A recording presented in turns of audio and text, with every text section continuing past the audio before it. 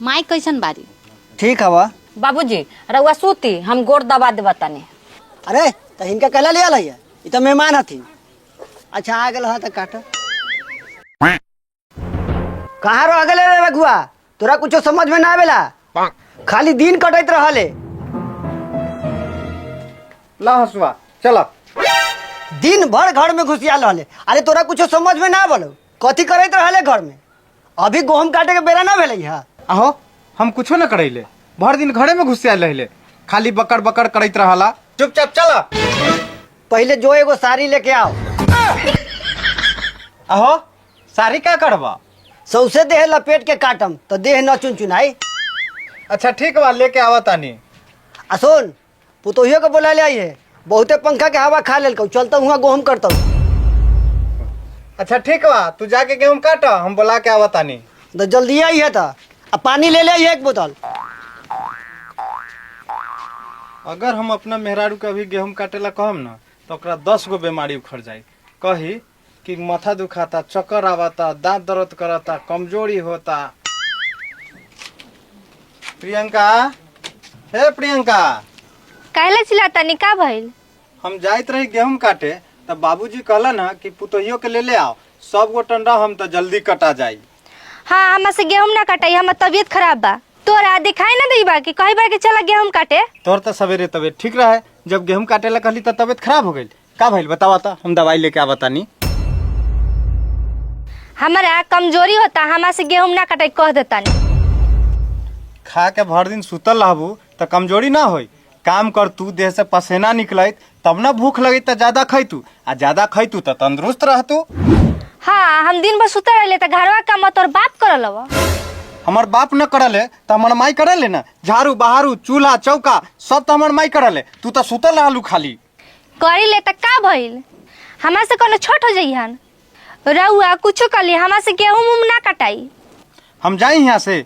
देख हमरा गेहूं काटे के बा, हम झगड़ा उगड़ा करेला न चाहिए। तू तो इहे चाहत बारे कि हम झगड़ा कर ली आ माई के भाग जाई, तो ई ना हो देबू। चुपचाप गेहूं काटे चल। तोरा कमजोरी बा तो रात के एक टोकरी अनार लिए, भर पे ठूस लिए, तोर कमजोरी दूर हो जाई। तू घुमा फिरा के काहे गेहूं पे चल रहला? गेहूं काटे चल, गेहूं काटे चल। और कोनो काम ना बा? जौन जरूरी बा उहे न कहम तोरा के। का कहीं तोरा के? चल गेहूं काटे। हाँ तो हमरा से गेहूं ना कटाई, घर के काम बा कह देम।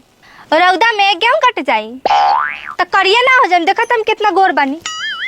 हमर दा सारा पैसा खत्म कर देलू पार्लर जा जाके, तो गोर ना होइबू। चुपचाप चल गेहूं काटे, तोरा एगो आदमी लगा देम, छत्ता धरे लागी। ओहो हमरा लागी छाता धरे आदमी लगेबा तो ओकरे से गेहूं ना कटवा लेबो।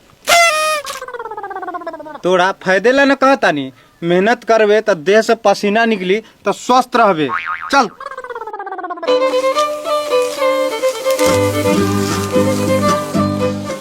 की चाचा अपने गेहूं काटत बारा, अब बेटवा पुतहिया के न लैला ह?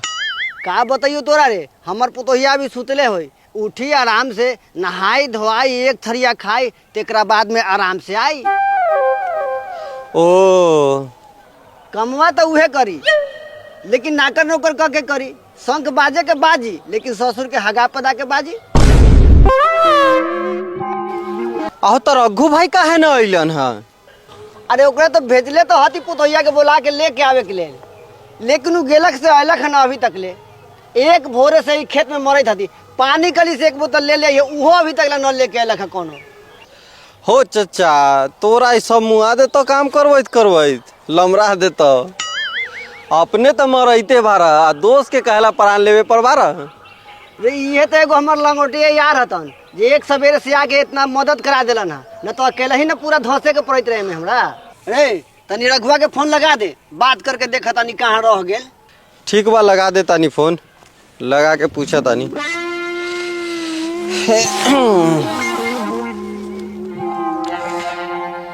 रघुआ रघुआ रघुआ, हाँ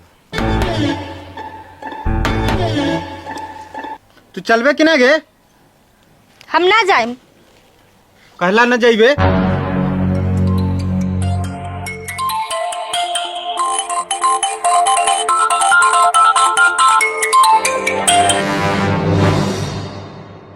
हेलो हेलो बाबू। कथी करे तुम्हारे घर में अभी तकला रे? घरवा में चिपक गेले कि सट गेले उतही जे तू अभी तकला न आइले हा? हम अबैत बानी, बस तोहर पुतहिया के ठीक करतानी, कहता कि हम न जाइम। हम कुछ न जानी, जैसे होके तैसे ओकरा के लेके आओ। हाँ ठीक बा, हम लेके अबते बानी। ठीक बा, जल्दी आओ। चलबे कि ना गे? ना जाए। कहाँ बा सोटा? अभी हम बतानी तोरा के। रुक रुकी चलतानी। हाँ तो चल, मार के डर से तो भूत भागेला। हाँ तो चली हम आवतानी। हाँ तो ठीक बा, जल्दी चलिए, दोबारा न कहबो। ठीक बा।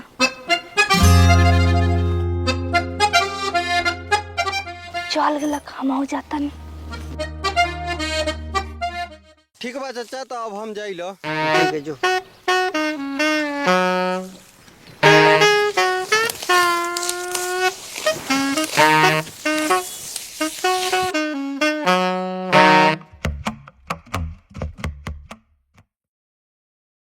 साइकिल के इतना न साफ करे के बाद धन्नो बना देवे के बाद धन्नो।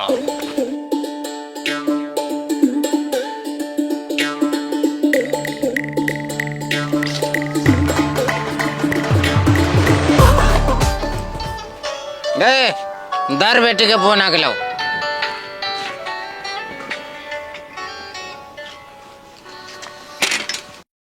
हेलो माई। हाँ बेटी बोल। हाँ बेटी, हालचाल सब ठीक बा ना? सब ठीके बा, लेकिन का हो गलो गे? घरे गेहूं कटाए लगला, हमरो कहत बारन काटे लगे। तोहा के गेहूं काटेला कहत हौ? कहनी है कि हमार तबीयत खराब बाटे, हमा से गेहूं ना कटाई। कितनो बहाना करई बारी तैयो कही बारन गेहूं काटे जाए लगी। अगे इतना दुख दे रहल बा रघुआ तोरा के, दहेज पत्थर लगा के ओकरा के जेल भेजवा दे, तब ओकरा के बुझाई कितना दुख देले बा हमारी बेटी के। का भेलो है? कला जेल भेजवावे के बात करे तारे? गे माई, जेल बेल भेजे से का होई? तू छोटू के भेज, हम घरे आवतानी। रो चुप रही, रुक रुक हम भेजावा तानी। ठीक बा माई, जल्दी से भेज। अगर वो आ जाइहन त हमरा जाए ना दिहन। हाँ ठीक बा। ठीक, सामान मन पैक करके रखा तानी। छोटू छोटू बाहर निकल। हम आई बोल, का भइल? तोर बहन के बहुत मार मार लो तोर जीजा, अकड़ को गेहूं काटे लगी, समझ ले। जाके बोला के लिए आओ, इतना तिलक दहेज दे लिए लगी, गेहूं काटे लगी। हाँ रुक माई, अभी हम जाता नहीं है, दीदी के बुला के लेके आवता नहीं। रे सुन, तू कैलाग में घी डालले बारू, हुआ बात तो काम धंधा न करी का? ए बुढ़ाऊ चुप रहू, वो हमारी बेटी के मारा था तो वो ठीक लगा था। माई हम जाता नहीं। ठीक बा, तो को के ले ही के आइए। रे रोक रोक, तू ने जेबे ओकरे लावे। अहो तू बाप बारा की पाप हो, वहाँ दीदी के मार मार के खत्म करे पर लागल बा, तू कहता रहा कि न जो। अरे छोटू, तोर माई झूठ बोलाता, ओकरा मारा तुरंत ना होई, तू मत जो लावे। ए बुढ़ाऊ, तू यहाँ चुपचाप बैठ के साइकिल पोछो, हम जाता नहीं है, दीदी के लेके आवता नहीं। अरे बेटा इनका बात ना सुन, जाके दीदी के लिए आओ। हाँ हाँ, तू बात न मानवे तो जो। बेटा ठीक से जाइए, जल्दी जाओ।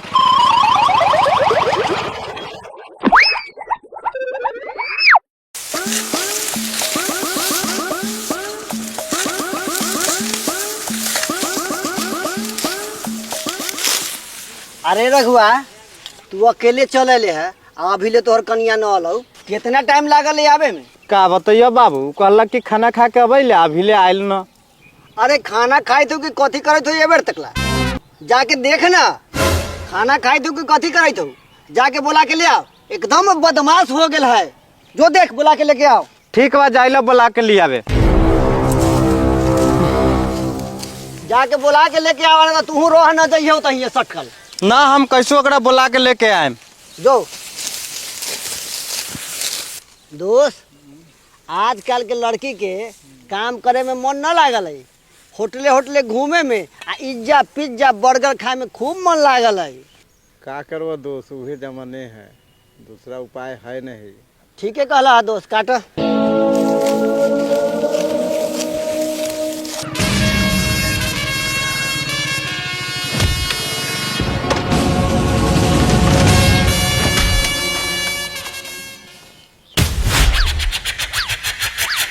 साला कोई नजर न बैठवा न तखनी मार के सबके हम पुट्ठा फाड़ देते।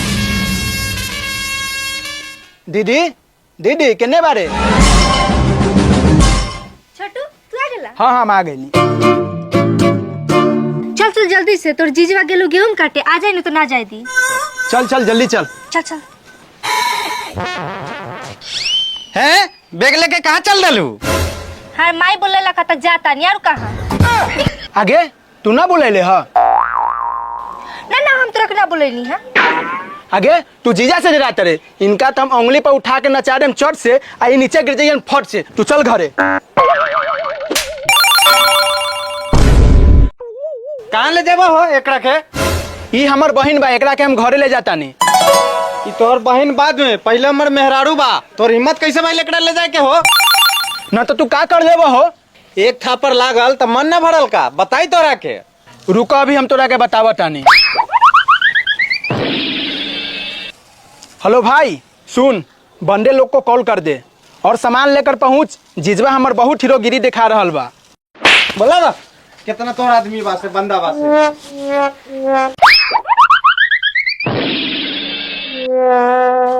हे जीजा जी, हम तो मजाक कर रहे थे। ना बोलावा, तोर कितना बंदा बा सबके देख लेम। काहे तू नहीं न जाइबू का? जा जा जल्दी जा। हम कहाँ जाता नहीं घरे, हम तो गिरनी घर में हंसुआ लगी। चली चली गेहूं काटे। तू अपन मोबाइल लावा आ गाड़ी की चाबी लावा। का करबा? चाबी और मोबाइल? चाबी आ मोबाइल लावा आ चलो गेहूं काटे। गेहूं हमरा से न कटाई, आ मोबाइल आ चाबी हम न देब, हम जाता नहीं घरे। जल्दी लावा मोबाइल आ चाबी। पहले हमार गेहूं कटाई फिर कौनो घरे जाई। चलो।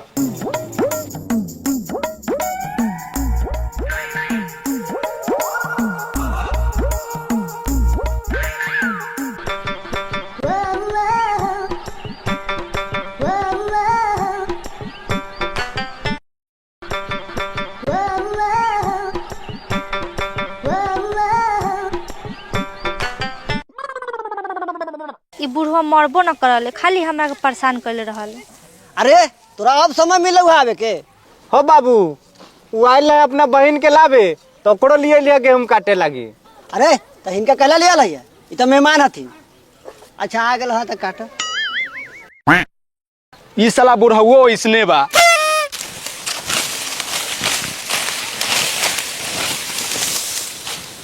आगे गेहूं काटे ला कि डनेट पर खड़ा हो? आओ काट जल्दी। हे सुना, हमरा से गेहूं ना कटाई। हे गुस्सा दिलाइबू? तू तोर बापू आके गेहूं काटी। चल काट गेहूं। हे सुनी, हमारा बाप पर ना जाए ना तो ठीक ना होई। रे न कटी ना तो भेज दे दोनों के नहीं हर। अब बोलिए ना कह देता नहीं। हाँ जो गेहूं न काटे तो भाग यहाँ से। शकल न दिखाइए, जो दोनों भाई बहन यहाँ से। ना हम घरे ना जाए, धीरे धीरे काटम।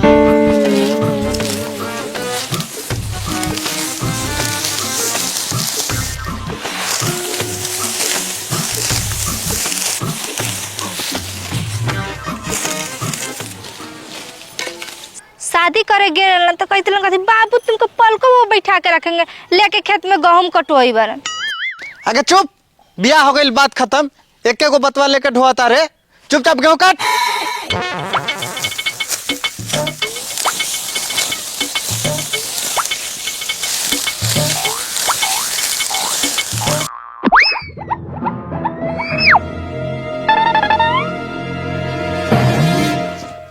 सरऊ तू हमरा से गेहूं कटवैल, हम तोरा से गोबर न उठवैली तो हमरो नाम सूरजा न उठेब, बोटी बोटी काट देम। हे रुका, बता बतानी।